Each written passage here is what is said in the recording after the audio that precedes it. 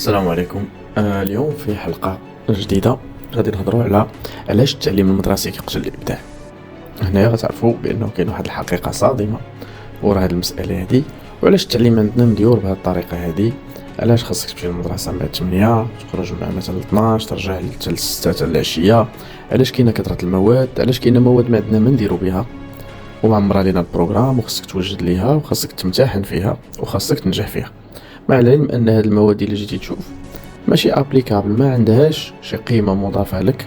من بعد ملي كتخرج وكتكتشف هادشي، من بعد ما كتوظف كتكتشف بان مجموعه من المواد كانت هي مجرد كما كيقولوا خضره فوق طعام، او ما كتساويش حتى خضره فوق طعام، يعني كانت مضيعه للجهد والوقت وبزاف الامور اللي كان بامكانك دير فيها حاجه اخرى وتتعلم فيها حاجه اخرى افيد واحسن وغتحتاجها من بعد ملي غادي تخدم. اليوم في هذا البلان غادي نشرحوا اشنو واقع، علاش كاين هذا النظام التعليمي في المغرب، علاش مديور بالضبط، وعلاش هو سبب كبير في توجيه الناس الى الفشل اكثر من ما هو توجيه الى النجاح. اول حاجه غادي ندوي عليها هي هذا النظام التعليمي ديالنا منين جا. كان داز واحد المجموعه ديال المناهج تحطات باش تابليكا على البرنامج ديال التعليم المغربي، وللاسف هذه المناهج منذ الاستقلال والمغرب مازال واحد في هاد المشاكل ديال التعليم. جات بزاف النصوص التنظيميه، جات بزاف المناهج والخطط للقيام بمستوى التعليم، ولكن مع ذلك كيبقى او كتبقى النتائج ديال هاد المخططات تؤول الى الفشل. علاش؟ دابا غادي نشرحوا علاش. اول حاجه حيت هاد المساله هادي كتقتل الابداع، وهاد المساله مابقاوش الناس كيخدموا بها، بينما دول العالم الثالث او الدول اللي مازال ما تحراش فكريا وتنظيميا مازال كتعاني من هذا المشكل هذا، الا وهو كيفرض عليك المستعمر بعض الاشياء خاصك ديرها. المساله الثانيه هي صندوق النقد الدولي كيحتم عليك بانك خاصك دير واحد الاجراءات وهي اصلاحات بين قوسين، ما اصلاحات ما والو، للنظام التعليمي ديالك. هاد الاشياء كلها كتسبب في انك كتولي انت كتطبق حاجه جايك من دوله اخرى، مبلانياها دوله اخرى مثلا، وكتجي انت كتكوبي كولي كتنسخ هذاك الشيء اللي عندك. ما كتشوفش انت الدوله عندك كيفاش دايره، ما كتشوفش النوع ديال البشر اللي عندك كيفاش داير، التركيبه الديموغرافيه ديالك دايره، التاريخ ديالك انت كيفاش داير. لانه باش تابليكي برنامج مثلا فرنسي على المغرب، انت ما عندكش تاريخ ديال فرنسا، بينما انت عندك تاريخ الحمد لله احسن من ديال فرنسا.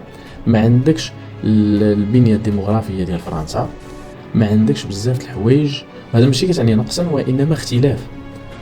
البرنامج باش غادي تقري مثلا في دول المغرب العربي مثلا ماشي هو نفسه البرنامج اللي غادي تقدر تقري به في المشرق العربي، مع العلم انهم يعني دول عربيه وكنشاركوا بزاف الامور في التاريخ، ولكن ما كنشاركوش بزاف الامور في البنيه الديموغرافيه والتكوين ديالنا. لهذا كنهضر على هذه المساله هذه. الاولى هي بانه ما يمكنش تابليكي بروغرام ديال شي دوله اخرى او منطقه اخرى عندك، خاصك تصايب بروغرام ديالك. هذه المساله الاولى. المساله الثانيه كيفاش حنا كيوقع بانه الناس كلهم كيدوزوا من واحد نفس الباركور وكنختاروا اللي ميور، اللي عندهم نقاط مزيانين كيمشيو لي زيكول اللي مزيانين، واللي عندهم نقاط شويه كيمشيو لي زيكول شويه، واللي عندهم نقاط عيانين اغلبيه كيمشيو لي فاك الجامعات، واللي ما عندهمش كاع كيمشيو للتكوين وما الى ذلك. علاش مديوره هاد الستريكتير هكا؟ واش كتعني بان دوك اللي جابوا النقاط مزيانين فعلا هما الطوب ولا لا؟ هاد المساله غادي نشرحها وغنهضروا على مساله الاختلاف. دابا باش تطبق مثلا واحد النظريات ديال التعلم وتوجه بها واحد التلاميذ وتكونهم في اطار واحد المجموعه ديال الدروس وفي اطار واحد المنهاج كتقوم به نتايا كتحطو الدوله وكتعطي الاساتذه يخدموا عليه، باش كتابليكي هذاك الشيء كيقتل المساله. اول حاجه كيقتل مساله الاختلاف، كيقتل مساله الابداع، وكيقتل مساله الاختراع والابتكار. هذه انا غادي نشرح لكم علاش. اول حاجه كنجيو كنقريو دري من تحضيريه الباك نفس المواد، مجموعه ديال الدراري والبنات نفس المواد. كاين دري عنده الميول الالكترونيك، كاين دري عنده ميول البروغراماسيون، كاين دري عنده ميول للشريعه، كاين دري عنده ميول للفن الرسم، كاين دري عنده ميول للموسيقى، ماشي بانواع، ماشي بكاع انواع الموسيقى باش نكونوا واضحين، كاين يعني موسيقى اللي للاسف راكم عارفين. كاين بزاف الامور اللي نقدروا نهضروا عليها وكتشكل اختلاف كبير بين كل واحد فينا. الور كيفاش غنشدوا حنا واحد عزيز عليه الالكترونيك غنحطوه مع واحد مثلا عزيز عليه الميكانيك، غنحطوه مع واحد عزيز عليه الرسم، غنحطوه مع واحد عزيز عليه مثلا الدين، باغي يطور راسو في الجانب الديني في الشريعه. كيفاش غادي نشدو هادو كاملين غنحطوهم في نفس البروسيس بنفس المواد، غنقريوهم الاجتماعيات مثلا، غادي نقريوهم علوم الحياه والارض، غنقريوهم الفيزيك، غنقريوهم المات، غادي نقريوهم الفرنسي لونجلي، ولات كلاس الاول هو غيمشي فين بغا. دابا هذا مشكل، علاش كتعطيني كتختبرني في مواد وكتعطيني نقرا مواد اللي انا ما بغيتش نمشي فيها في الاخر، انا خصني غير ننجح فيها باش ندوز باش نمشي فين ما بغيتش، وللاسف الا ما توفقش خاصني نقراها بز مني كرها باش نجيب فيها مزيان باش نمشي فين ما بغيت. هذا مشكل كبير. علاش ما يكون مثلا نقراو مثلا الخمس سنوات الاولى ولا 6 سنوات حتى السادس ومنها تختار التوجيه، او والديك مثلا يعاونوك انك تختار واحد التوجيه، او الا انت ما عارفش الاساتذه يختاروا لك واحد التوجيه. علاش؟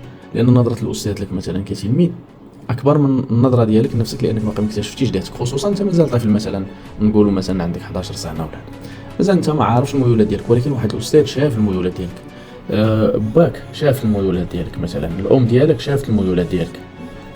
هاد المشاكل هذه كلها ممكن اننا نلخصوها بحاجه واحده، اننا كنتحطوا في واحد الباركور اللي ما مصايبش وما كيتناسبش معنا كامل، كيتناسب لواحد الفئه قليله او نادره، لان ديك الفئه قليله كتستغل غير هذاك الباركور، كتحاول تميز فيه باش في الاخر تمشي فين ما بغات.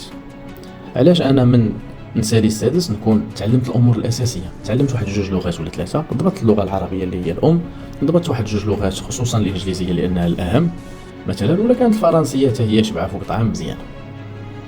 علاش ما نكون في هذيك 6 سنوات الاولى ركزت على هذه الحساب، نعرف الرياضيات الحساب بما يكفيني، وكنتعلم اللغات وكنقرا يعني امور اللي هي كتساعدني باش نختار التوجه ديالي من بعد، امور كتفهمك بان عندك حريه اختيار المجال ديالك، وكتوريك امور كتعرض عليك المجالات اللي كاينه، تكون ماده خاصه كتعرض عليك المجالات والميولات، كتكتشف الميولات يعني المهنيه ديالك من بعد، يعني داك الشغف ديالك فين كاين. من بعد خاص تكون هاد القضيه هذه كيفاش انت باغي تولي طبيب. علاش ما تبدا انت مثلا من السن يعني من السنه الاولى يعني في الاعدادي تبدا كتفورما على الميديسين، واحد اخر اختار سميتو غتقول لي كلشي مثلا غادي يختار الميديسين ولا كلشي غيختار واحد الدومين ودومينات غادي يبقاو، لا غادي تكون واحد المده ديال دراسه ديال واش انت فعلا تستحق تكون طبيب او انت تستحق تمشي في هذا المجال ولا ما كتستحقش. فهمنا؟ ما يمكنش انا باغي ندير الطب وخاصني نجيب في المات 19 وخاصني نجيب في الفيزيك 19 وخاصني نجيب في علوم الحياه والارض 18 وخاصني نجيب في الاجتماعيات وخاصني نجيب في التربيه الاسلاميه وخاصني نجيب في الفلسفه وخاصني نجيب في هذه وفي هذه وفي هذه. هنا كاين مشكل. باش نعرف راسي فين خاصني نمشي خاصني اولا نختار الشعبه اللي انا باغي، ثانيا خاصني نبدا نتكون فيها من دابا.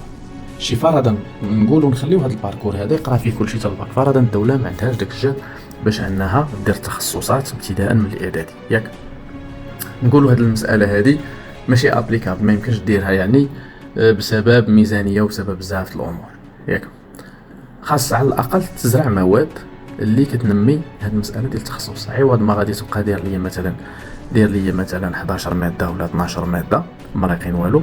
خاصهم يتحيدوا.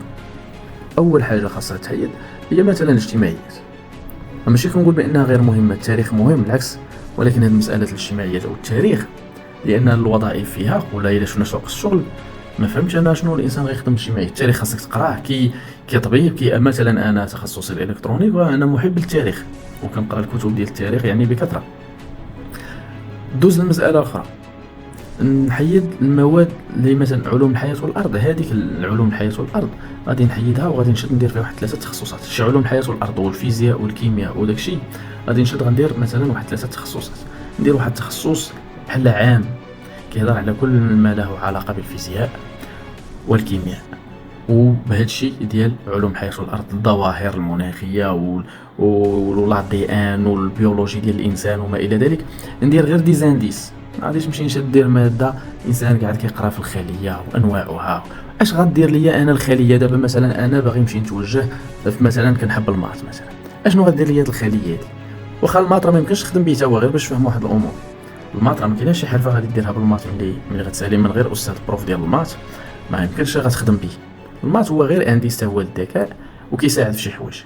ولكن هنا فين بغيت نهضر على المساله المهمه، علاش واحد بغى يدير الدراسات الاسلاميه غيبقى يفرقها في راسو مع المات، ويفرقها في راسو مثلا مع علوم الحياه والارض ومع الاجتماعيات ومع خاص هذاك مثلا بغى واحد الاتجاه يمشي يقراه، خاص هذا بغى واحد الاتجاه يمشي يقراه. وهنا ندوزو المساله الاخرى اللي بغيت نعطي، اشنا هو مثلا الحل.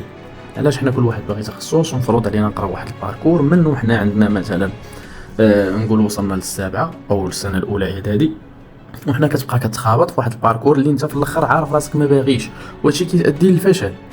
كاين بزاف الاولاد ذكيين ودازوا معنا للاسف. قرا معايا انا ولد كان تبارك الله قرا معايا 5 كان كراك في الانفورماتيك، يعني السيد جيني في الانفورماتيك ياك، ما خداش الباك صح. هذاك الولد ما خداش الباك، جيني كراك البروف. كنا كنقرا واحد معنا بروفيل ديالي تكنيك، قريت في الليسي تكنيك. هذاك السيد كان كراك، كنا كنقرا واحد الماتير فيها لافو فيها البروغراماسيون. هذاك السيد فايتنا بمراحل، فايت الاستاذ بمراحل من عند الله. هذاك السيد هو مهيئ انه يكون انفورماتيسيان، ما خداش الباك هذاك الولد. وتسبب لي انه ما خداش الباك انه مشى للتكوين، بقى يتلاوط مشى عاد قلبها كونطابيليتي ولا ما عرفتش شنو هو دار، لقى المتاح قبلو شي تكوين ديال الكونطابيليتي ولا شنو صافي. من بعد خرج كيدور كيدبر على راسو، نسى توسكي يعني اون غولاسيون افيك لافورماتيك، اي حاجه عندها علاقه بالانفورماتيك نساها مشات. الو شكون اللي سبب في الضياع ديال هذا الولد هذا مثلا؟ كيبان لي انا هذا البروغرام اللي مديور سبب ضياع. هذاك الدري لي بروف ملاحظين وكراك الاستاذ كان كيوحل معاه ياك. الور هذاك الاستاذ خصو يريكومونديه، هذاك علاش ما يمشي يبقى يقرا الانفورماتيك بوحدها، يقرا البروغراماسيون لي لونغاج ديال البروغراماسيون يمشي يقراهم يتكون فيهم ويغطس فيهم ويتبحر فيهم. انا كنتعامل مع دراري شناوه، يعني شناوه دوريجين ماشي مغاربه في الشينوا، دراري شناوه كيقول لك يعني غير حنا غير في البروغراماسيون عندنا بزاف ديال لي فيليير في البروغراماسيون، يعني ماشي البروغراماسيون راه فيها بزاف. كيقول لك انا متخصص مثلا غير في اللونغاج سي، مثلا هذوك لي لونغاج ديال البروغراماسيون مثلا الفيزيال، اللونغاج البازيك، الباسكال، البايثون. كيقول لك انا تخصصت في لونغاج واحد وكنحاول نفك فيه اكبر عدد ديال المشاكل. علاش انا غادي نمشي بحال هذا الولد يضيع؟ بزاف الولاد ضاعوا. دراري كان عزيز عليهم الميكانيكا صح، دراري عزيز عليهم الميكانيك، للاسف النقطه ديالهم خولاتهم يمشي للايكول دانجينيور باش يقرا الميكانيك، مشى للتكوين ما لقاش فيه الميكانيك، لقى فيه الجيستيون ولا ما عرفتش شنو جيستيون دونتربريز ولا شنو. مشى السيد كان كيقرا باغي الميكانيك شويه ولا كيقرا مع شي بنات جيستيون دونتربريز. علاش هذا البلان هذا؟ فهمتوا؟ انا الفكره اللي عندي وهي اللي كنصح بها اي اب واي تلميذ واي واحد باغي يدير شي حاجه، هاد الفكره هذه راه كاينه بزاف عند المراكنه عند الامريكانيين وكاينه عند الشناوه بزاف. شنو هي انك القرايه تخليها مزيان خلي يحرج لك فيها، و ميم طون غتمشي تقرا شي حاجه اون باراليل في الدار. هذه هي السر وهي المساله اللي غتحكم العالم من القدام. ما غاديش يبقى الباركور ديالك في لي زيكول ديتا هو اللي غادي يحدد بلاصتك في المستقبل. غيولي اشنو انت تعلمتي اون باراليل مع هذاك الباركور. شي نقولوا انت مثلا عزيز عليك الانفورماتيك وتفرض عليك انك غتمشي تقرا مثلا علوم الحياه والارض ولا شي تخربيقه بحال هكا، خاصك تمشي اون باراليل تمشي تخدم على الانفورماتيك تكتشف بانك لقيتي واحد لابيس زوينه وغتمشي فيها.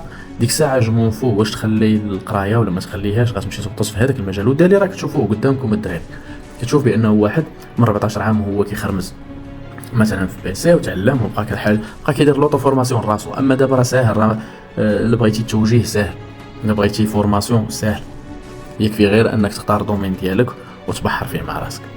كذلك في لي دومين الاخرين. بغيتي الميديسين دابا الميديسين صعيبه، خاصك دير باركور تمشي تصبر تمشي تقرا المات الفيزيك اللونغلي العربيه الفرنسي كلشي هذوك المواد الفلسفه كاع دوك المواد كي عندك ما دير بهم كي غتحتاجهم كي ما تحتاجهمش خاصك تقراهم وتجيب فيهم نقطه مزيانه باش تمشي للايكول ديال الميديسين. فهذه ما عندكش حل، ما عندكش كيفاش دير اوتو فورماسيون. انا كندوي على شي مواد انت مضطر انك تمشي تقرا تمشي في الباركور ديال الدوله وتصبر تخدم هذاك المواد اللي عندك وتجيب فيها مزيان باش تمشي للايكول اللي بغيتي.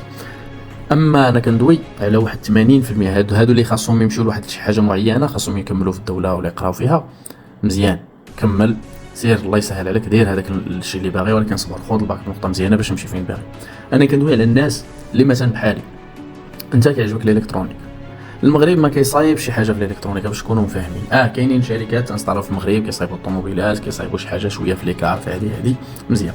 حنا كتقرا على الميكرو بروسيسور، المغرب باقي ما عندوش باش يصايب ميكرو بروسيسور، ما عندوش داك الماتيريال باش تصايبو ما عندوش. باش تقرا على لي جي بي ولي سي بي يو وتقرا على شي تخربيق وانت المشكل ما عندكش في البلاد، يعني كتقراه وانت عارف راسك راه ما كاينش هذاك الشيء في البلاد، ما غاديش تخدم فيه. غتخدم شي حاجه بحال ريحه الشحمه في الشاخور، شي حاجه راه خدام في الالكترونيك ولكن فاش خاصك تدخل لديك الشركه ودير فورماسيون في داك الشيء اللي كدير الشركه وكتبدا خدام. هذا هو اللي بغيت نفهم بزاف الناس وبزاف الدراري خصوصا اللي كيقراو وبزاف الاباء. كاينه شي حوايج وبزاف تقدر تقراها من الدار، عندك بيسي، كاينين دي زيكول اون لين، كاينين شركات اون لين كتقري يا بالونجلي يا بالعربيه يا باش من لغه بغيتي، اغلبيه كاينين بالونجلي وكاينين حتى بالعربيه. كتختار واحد الدومين وبقى تقراه على جنب بهذه الطريقه هذه. ملي غادي تاخذ الباك ديالك ولا شي حاجه تقدر تكون هذاك الدومين ديجا لقيتي به مدخول هذاك الدومين. وهذا الشيء كنقول لك وقع لي انا ديجا، يعني دابا الدومين فاش انا خدام خارج كل البعد وبعيد كل البعد على شي حوايج اللي قريتها وما لقيت ما ندير بها وفي الاخر ضيعت فيها غير الوقت. تفهمنا؟ لهذا كنصحكم الاخوان اي حاجه غادي كتقتل لك الابداع ديالك وكتقتل لك واحد الجانب انت اللي باغي توصل فيه وباغي تكمل فيه وباغي دير فيه شي حاجه، حاول تحيدها، ماشي تحيدها وانما حاول تحط بديل وخدم عليه. انت دري صغير ما عندكش القدره، خاصك دوي مع والديك، ما عندكش والديك ما عارفينش، خاصك تجاهد راسك في هذه المساله هذه، تقاتل عليها راسك. حاول تدبر على واحد البيسي وغدير بقيه تفورمي راسك، ما تضيعش الوقت. هذا هو اللي بغيت نقول لكم خلاصه، بانه النظام ديال التعليم هو ما مديورش لاي واحد، هو كيوافق فقط واحد 10% هما دوك اللي كيجيبوا النقاط الاولين، موافقهم لان عندهم اهداف متعلقه بهذاك النظام وكيوصلوا ليه. اما باش تقول لي النسب الاخرين راه غير كيتلاوحوا، فهمتي؟ راك غير خاشي راسك تاخذ الباك وتمشي تدبر على شي ليسونس وتمخشش في شي خدمه والله يعاونك تقاتل على راسك. اما باش تبدا وتعطي راسك بلان، والدليل على انه المبدعين راهم كثار، راه كاينين بزاف الناس مغاربه مبدعين ما عندهمش حتى الكاتريا، ومنهم داك الولد بن جلو الله يرحمه، ومنهم دراري بزاف مبدعين ما خداوش الباك وما عندهمش حتى النيفو يعني الباك. وكاينين في العالم كامل الناس ما مشاتش للجامعه واسست شركات واسست شركات بحجم دول. لهذا خاصكم تفهموا الدراري بانه الا كانت عندك شي رغبه وعندك واحد شويه الجانب يعني باغي تبدع في واحد المجال، سير بدا تكون في راسك فيه. الا كنتي دري واعي وعاقل وعارف مستقبلك مزيان، الا كان الاب ديالك يوجهك هذا كان احسن. هذا هو اللي نقول لكم الاخوان، وهذه هي خلاصه الموضوع. ونتمنى يعجبكم هذا الشيء اللي قلت، ونتمنى تكونوا حسيتوا بشنو الميساج اللي باغي نوصل. والسلام عليكم ورحمه الله.